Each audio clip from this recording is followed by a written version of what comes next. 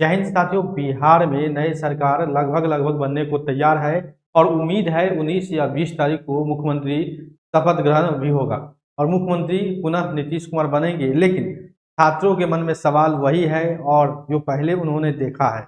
आपको बता दें, बिहार में शिक्षा मंत्री सुनील कुमार रह चुके हैं और फिर एक बार ज्यादा उम्मीद है कि शिक्षा मंत्री सुनील कुमार ही रहेंगे, क्योंकि इनका सामना सभी तैयारी फोर के छात्र या सभी जितने भी शिक्षक अभ्यर्थी हैं या जितने भी छात्र हैं जो कि शिक्षा विभाग से जुड़े हुए हैं, उनका सामना इनसे लगातार होता रहता है। बहुत मुख्य जो है प्रमुख मुद्दे को लेकर इनके साथ जो है वो बकझक भी हुआ काफी, लेकिन टीआरई 4 में ये फेल हो गए टीआरई 4 की बहालियों को लेकर, क्योंकि उन्होंने काफी सारा उसमें वादा किया था और उस वादे पर नहीं उतरे। आपको बता दें, बहाली पहले करवाना था चुनाव से पहले, लेकिन वो भी सक्सेस नहीं हुआ।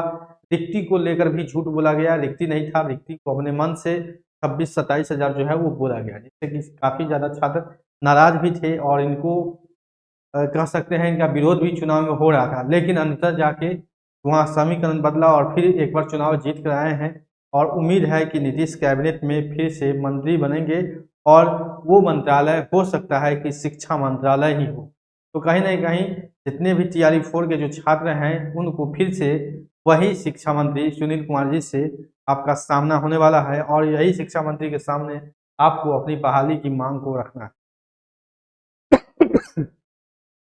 फिर से आपको इन्हीं शिक्षा मंत्री से बात करना होगा और इन्हीं शिक्षा मंत्री तक जाकर जाना होगा। खैर जो है, इस बार नई 25 से 30 वाले सेशन में उम्मीद है कि कुछ जो है वो सही सही सटीक जानकारी देंगे, कोई भी झूठा वाला नहीं करेंगे और पूरी तरीके से जो छात्रों के हित में काम होगा वो हित में काम करेंगे। इन्हीं उम्मीदों के साथ हम सभी छात्र उम्मीद लगाए हुए हैं, क्योंकि अब जो है टीआरई 4 की बहाली होगी, क्योंकि टीआरई 5 की बहाली की प्रक्रिया बोली गई थी लेकिन टीआरई 4 हुआ नहीं, तो टीआरई 4 ही होगा।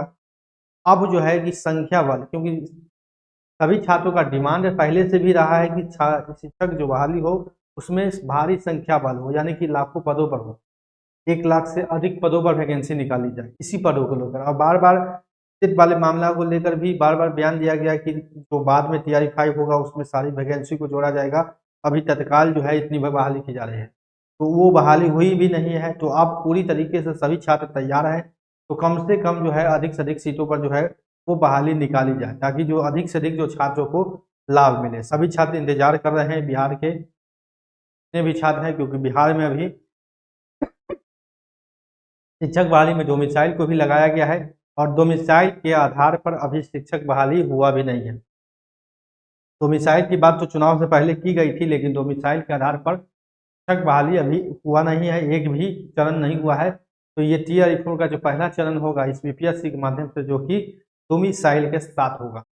इसमें देखने वाली बात होगी कि कहाँ तक जो है वो रूपरेखा बनती है, कितने स्टूडेंट यानी कि कितने छात्रों को इस डोमिसाइल लागू होने से लाभ होता है, कितने कट ऑफ में अंतर होता है, इन सभी चीज़ों पर देखना वाली बात होगी। तो अभी सभी छात्र उम्मीद लगा रहे हैं कि जो नए शिक्षा मंत्री बन के आएंगे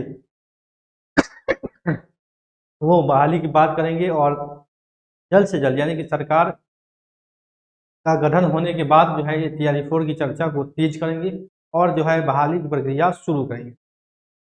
साथियों, 19 तारीख को या 20 तारीख को हो सकता है शपथ ग्रहण हो जाए और शपथ ग्रहण होने के बाद जो है वो आपका जो पूरा मंत्रालय है वो तैयार हो जाएगा और उसके बाद जो है इस पर काम भी होना शुरू हो जाएगा। तो उम्मीद रखें जो बहाली है आपकी होगी, पूरी तरीके से तैयार रहें, अपनी तैयारी को लगातार निरंतर रखें और कोई भी कमी ना रखें। बहुत सारे कमेंट आते हैं कि ऐसा वैसा नहीं होगा, बहुत सारे छात्र बोलते हैं कि नहीं होगा। बहाली होगा 2026 में, आपका इस बहाली को होना तय है, इस मान को रखें।